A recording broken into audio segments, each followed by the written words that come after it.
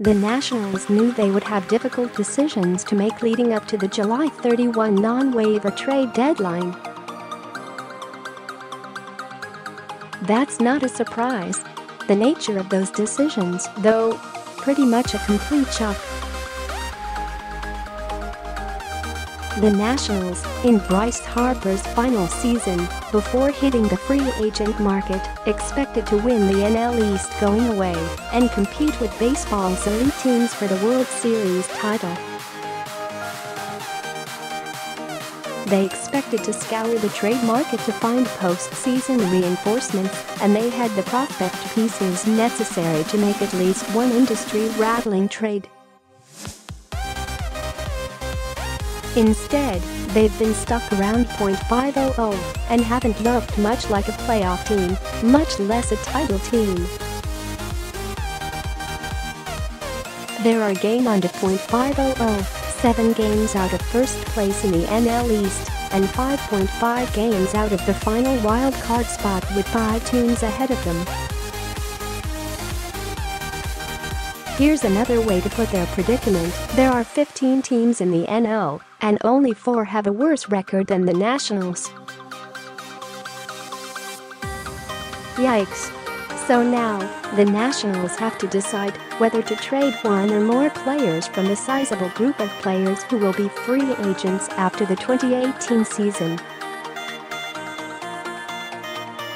Here's the thing, aside from Harper, there isn't a single one of those free agents to be who would receive a qualifying offer from the Nationals.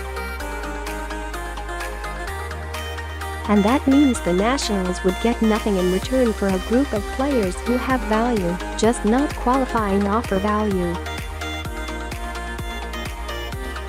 That's fine for a team making a playoff push, but for a team that would like to remain a contender for the next couple years, that would be a massive wasted opportunity. As Yahoo's Jeff Passan reported on Thursday afternoon, the Nationals have put out feelers to see what teams might be interested in what they might be selling. That doesn't mean they are selling, of course, but with the non-waiver deadline just 5 days away, decisions are going to have to be made, and soon. Let's start here. This isn't a rebuild situation. The Nationals will aim to compete in 2019, which means pretty much anyone under contract club control after this year will stick around. That group includes Anthony Rendon and Tanner Roark, free agents after 2019, and guys with long-term contracts club options, such as Max Scherzer, Adam Eaton, Steven Strasburg, Sean Doolittle, Trea Turner, Juan Soto and Michael A. Taylor, to name a few. So let's take a look at the players, all of whom are free agents after the season, who might, stressing the might, be in their final week in a Nationals uniform. Bryce Harper Trading Harper is not a scenario anyone imagined possible, and the reality is he's probably not going anywhere. He's the face of the franchise, and dealing him away might be a bigger white flag than the Nationals owners are willing to wave.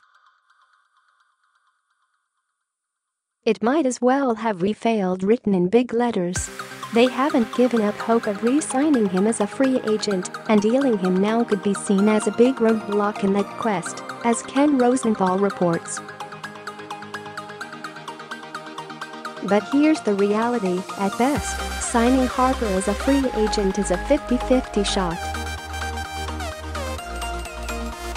If he plays out the season in DC and leaves as a free agent this offseason, the Nationals would get only a draft pick as compensation because they'd obviously extend a qualifying offer, which he'd obviously reject. They could easily get much more value than one late first-round draft pick if they trade him. Can this franchise, could any franchise, afford to get only 1/3 or 1/4, etc.? of the value when losing a player like Harper?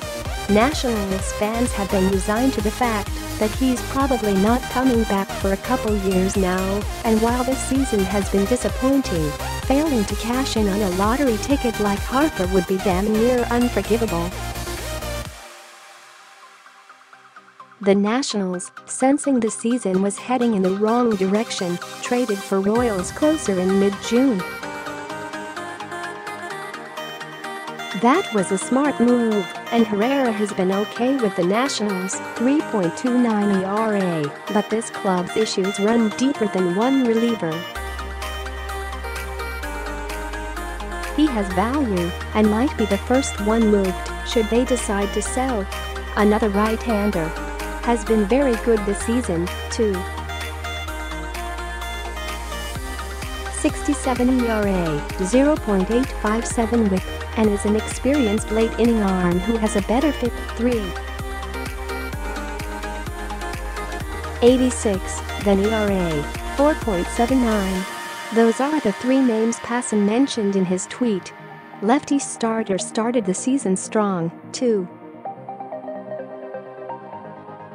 10 ERA through 11 starts, but his past 9 outings have been pretty ugly, 6.70 ERA, with 68 hits, walks in 43 innings.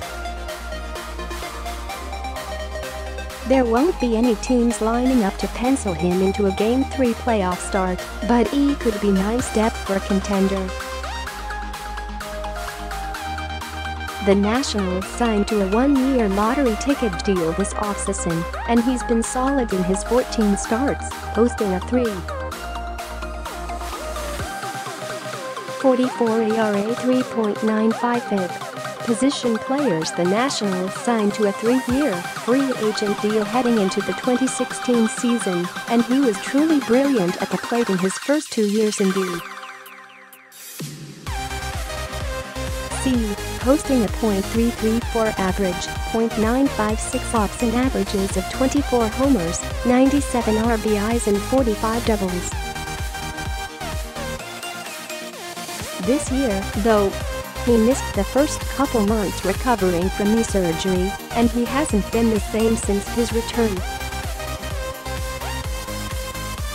In 33 games, Murphy has just a .299 on-base percentage, 2 homers and a 71 ops plus. He's a buy low candidate for a contender, especially an AL team that could afford to give him at-bats at DH to hide his glove. He's struggled, but at 33, it's still easy to imagine he gets hot once he shakes off all the rust from the long layoff.